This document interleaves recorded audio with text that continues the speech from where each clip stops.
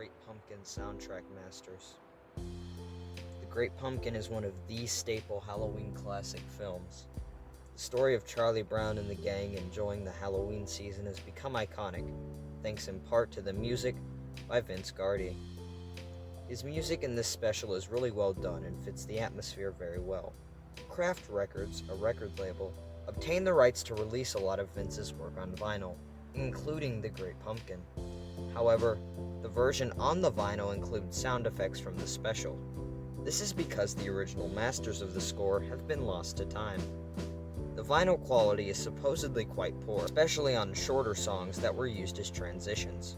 They often abruptly cut or have fade-outs which ruin the quality. The only song that has a surviving original master is The Great Pumpkin Waltz, and it's very likely that the originals for every other song are gone forever, considering they are from 1966. Organized Confusion. In 1982, Kurt Cobain would create his first demo tape. The tape, titled Organized Confusion, would have vocals, guitar, a briefcase and spoons in lieu of a drum set, and very heavy bass. The amount of songs is unknown, and the tape itself remained in complete obscurity until 1988, when the aunt of Kurt Cobain played it for a documentary director. Although the director has heard the whole thing, only a few seconds of it appear in the documentary, as to avoid legal litigation from Courtney Love.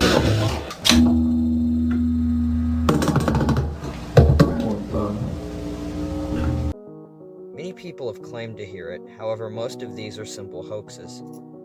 It is unknown if Kurt's aunt still has the tape and if there are any plans to release it in full. Heaven and Hell, original Ozzy Osbourne vocals. Heaven and Hell is the 1980 album that brought Black Sabbath back into relevancy and critical praise. Due to Ozzy Osbourne's drug intake at the time, the album was the first without him on vocals.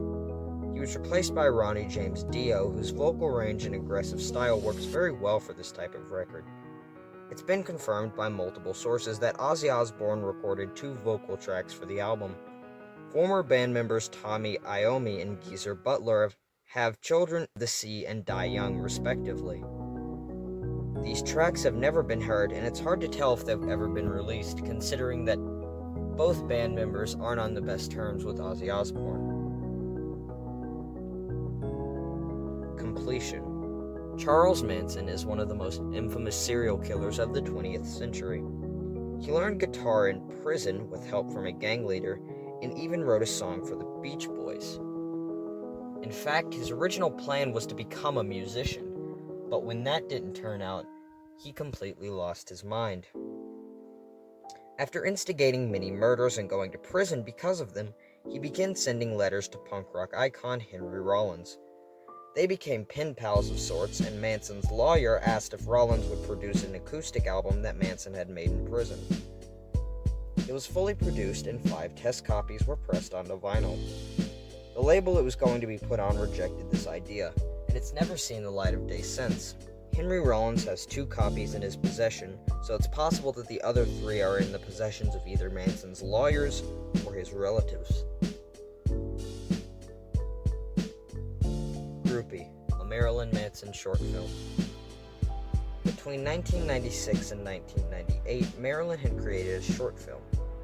Titled Groupie, this film was about a groupie, played by an unknown actress, getting pressured into doing perverse things while real party guests, who weren't clued in on the film being staged, watch in horror. These things include drinking urine, bloodshed, and torture. Only 3 people have seen this short film: Marilyn Manson, one of his best friends, and his stage manager. The stage manager implored him to never release the film as it could ruin his career, and because of that, only a small segment of it has been released to the public. Considering Manson's career is already ruined, it's highly unlikely that it will ever see the light of day.